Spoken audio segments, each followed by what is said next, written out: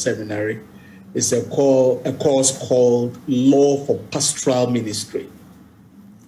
And the reason why we offer that course is so that we can educate those training for ministry in some of the laws and provisions of our Constitution that ACE has spoken about so loudly and so clearly.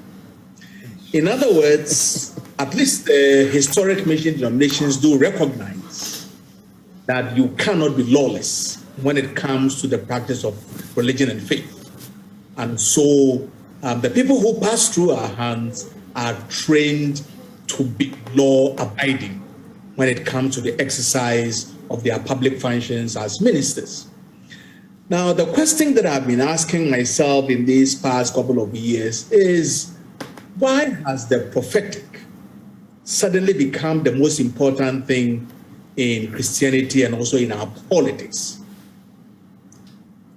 I mean, we've had Christianity in this country for 200 years and over. And suddenly, within the last 30 years or so, everybody is claiming to be a prophet of one sort or another.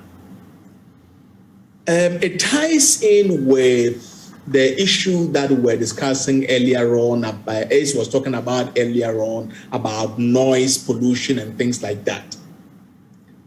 In the first place, who determines where a church is, a church building placed? It goes back to the institutions of state. Who has stopped the police, for example, from acting against noise? Before I come back to the prophetic element of it, the economic costs of these things to our country can also be very, very high. I have a friend who established a savings and loans business. And this individual purposely cited the business in the market so that he can give small loans to ordinary market women. The business collapsed. Why?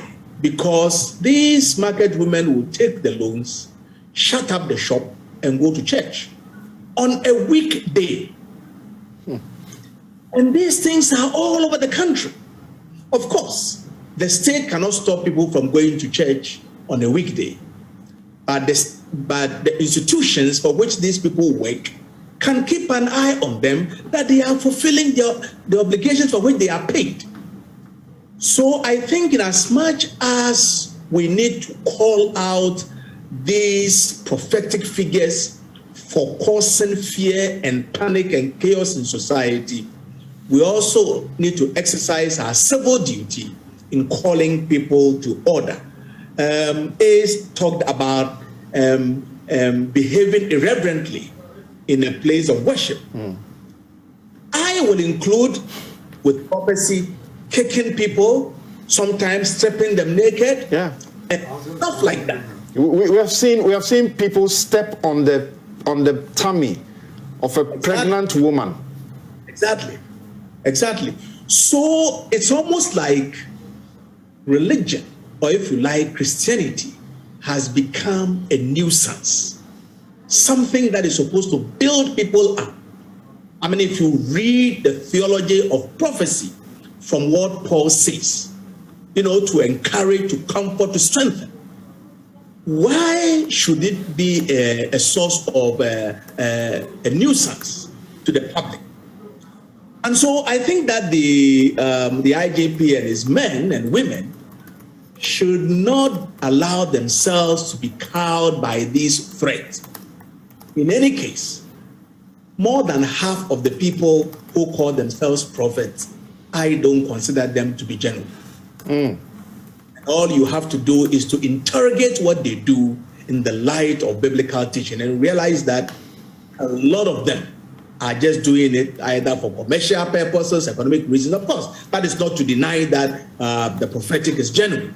But what I'm saying that even in the Old Testament, the New Testament, there were cases in which prophets had to be chastised, prophesying what the kings want to hear. I'm surprised that the politicians have taken these people on board because they tell them what they want to hear. So we all have a role to play in dealing with this, what has become a menace as far as this prophetic thing is concerned.